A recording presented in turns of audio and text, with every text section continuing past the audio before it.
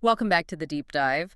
Uh, we're excited today to jump into the material you've sent us. It takes a really fascinating look at something fundamental, doesn't it? Jobs around the world. That's right. And your sources, they really highlight the sheer um, variety of where people work. I Yeah. mean, it's not just offices or factories, is it? It's Huh? shops, schools, farms, these bustling outdoor markets, And online now, increasingly. and definitely online. Yeah, that's a big piece. And, understanding this whole global picture of work, it feels so important. These aren't just, well, ways people earn money. No, exactly. They're how families get supported, how communities actually function day to day. It's kind of the engine of daily life for, well, billions of people, really. And this deep dive marks the start of a specific series, looking at 5 common roles that your sources bring up. Okay. We'll be exploring the seller, customer service, accountant, human resources, and the marketing officer. Right. And to kick things off, we're focusing today on the seller. Now, it might sound, pretty straightforward, but the material suggests there's a really rich human story here, one that plays out differently, but also kind of similarly all across the globe. Yeah. So let's unpack that. What does it really mean to be a seller in different corners of the world? Okay, yeah, let's dive in. So at its absolute core, the material says a seller is, well, simply someone who sells products to customers. Pretty basic definition. Right. But what the sources immediately show is that this job exists just everywhere. And they're dealing with this incredible range of items. Like what? Oh, everything. Daily stuff like food and clothes. You need handmade crafts, books, souvenirs. Basically, if people need it or want it, someone somewhere is probably selling it. And you see them popping up in so many different contexts, don't you? Absolutely. It's not just your, traditional shop with 4 walls. Right, the brick and mortar thing. Exactly. You've got these vibrant open air markets, which are crucial in many places. And as you mentioned, increasingly, sellers are using technology. Yeah, their phones, websites. Right. Phones, apps, websites, Mm. selling online and reaching customers way beyond their sort of local neighborhood. What's interesting, though, is how the material presents the job itself. It seems to be about much more than just like the exchange of money for goods. Definitely. The sources really emphasize the interaction aspect. Okay. A seller spends time talking with people, answering their questions about the product, giving I'm prices. focusing on good service. That comes up a lot. Yeah, that service piece seems critical. It suggests it's less about just having the item and maybe more about that human connection. So a good seller, according to this material, it's not just someone who knows their stuff. They're friendly, helpful. Friendly, helpful, maybe they even remember repeat customers. Mm. They're really trying to create a positive experience for the person buying, It's that relationship aspect again. That Yeah. seems to be a key thread. which really makes you wonder, doesn't it? How does that universal need, to connect and trade, how does it look in really different cultures and economies? Mm, absolutely. And I think the material helps us see that by walking us through some specific examples you provided. This is where the idea really gets grounded. Yeah, it does. Okay, so first stop, the sources take us to Japan. We meet a bread seller. A bread seller. Okay. Yeah, picture this. She has a small bakery. She's up really early baking fresh bread, cakes, right there. Sounds lovely. And her shop opens at 7 a.m., serving the local neighborhood, people she probably knows. Right. She sees the same faces. The material actually mentions her smiling, greeting regulars. Mm-hmm. And there's this quote, which I thought was great. When people eat my bread and feel happy, I feel happy too. That really captures it. It totally goes back to that connection point, right? Yeah. Her own happiness is kind of tied to the customer satisfaction.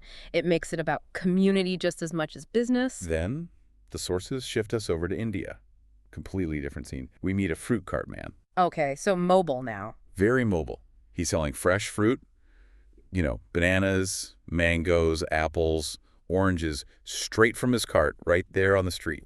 So he's pushing the cart along. Pushing the cart, calling out the material, mentions him shouting, fresh fruit, sweet mangoes. Ah, bringing it right to the people. Exactly. People come out.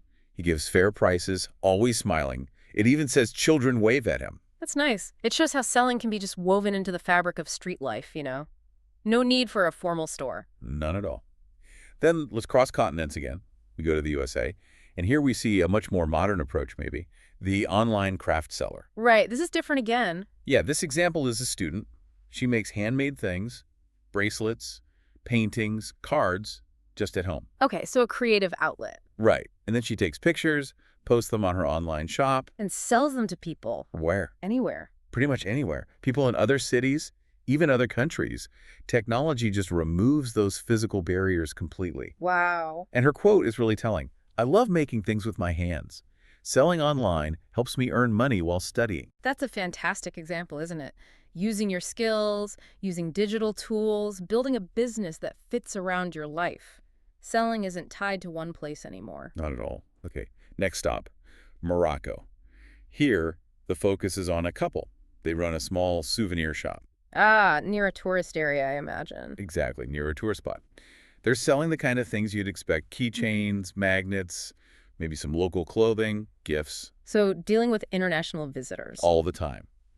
And the material points out their language skills are key here. They speak English, French, Arabic, Spanish. Wow, quite the range. Yeah, it helps them connect with all sorts of customers. Yeah. But what's interesting is they apparently find satisfaction beyond just making the sale. How so? They enjoy teaching visitors a bit about Moroccan culture through the items they sell. It adds this layer of, like, cultural exchange to the whole thing. Making people smile, creating a memory, not just selling a magnet. Precisely. It's that interaction again. Okay, one more example. One more. We look at Kenya now and meet a market farmer. Okay, back to basics in a way. Food production. Very much so. He grows vegetables, tomatoes, onions, cabbage right there on his own farm. Hard work. Definitely hard work, cultivating the land. And then, once a week, he takes his fresh produce to the local market, To sell directly. directly to people in his village. And his quote is very straightforward, very powerful. Selling my vegetables helps me take care of my family. Yeah, that speaks volumes, doesn't it? It's about providing food, supporting his community, that direct link between his labor and his family's well-being. And there's a real sense of pride. Mentioned, pride in feeding people. So, okay, we've got these 5 very different sellers. The bakers in Japan, the fruit vendor in India, the online artist in the US, the souvenir couple in Morocco, the farmer in Kenya. Mm-hmm. When we step back and look at them all, what are the common threads? What does the material suggest connects them despite all the differences? Well, what struck me looking through the source material is how they all seem to work with what they have available. Right, like a small kitchen. Or cart, or just their hands and an internet connection. The language skills. Or a piece of land, yeah. Yeah. They take a skill or a product they've made or grown, and they just find a way to get it to people who want or need it. It doesn't seem to require, like, massive investment or huge infrastructure to get started based on these examples. Not necessarily, no. And the other really strong thread is that human element. It's constantly there. How do you mean? Well, think about it. The baker, remembering names. The fruit seller's smile. The online seller putting her personal touch on crafts. The Moroccan couple sharing their culture.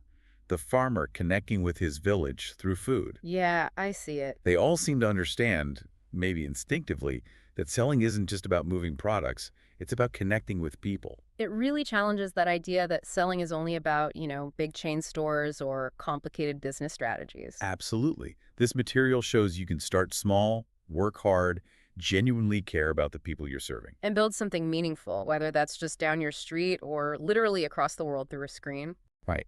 It really underscores this idea that the opportunity to become a seller, to start that journey of exchange, it's actually incredibly accessible. If you have a product or an idea or a skill. And the willingness to connect with others. Exactly. The willingness to put it out there and engage. Wow.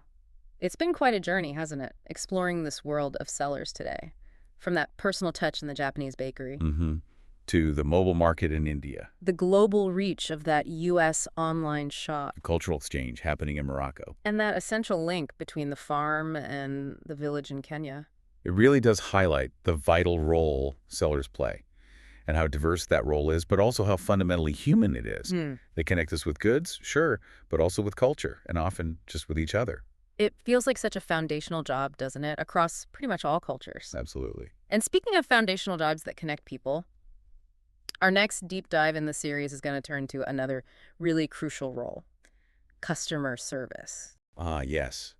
Which maybe leads to a final thought for you, our listeners, to sort of carry forward from today's discussion. Yeah. As technology keeps reshaping how we buy and sell, making things faster, maybe more distant, sometimes less personal. Yeah, that's definitely happening. How might those core human skills we saw in these sellers, things like building trust, really understanding individual needs, making that connection, how might those skills actually become even more valuable in the future of selling. Something to mull over.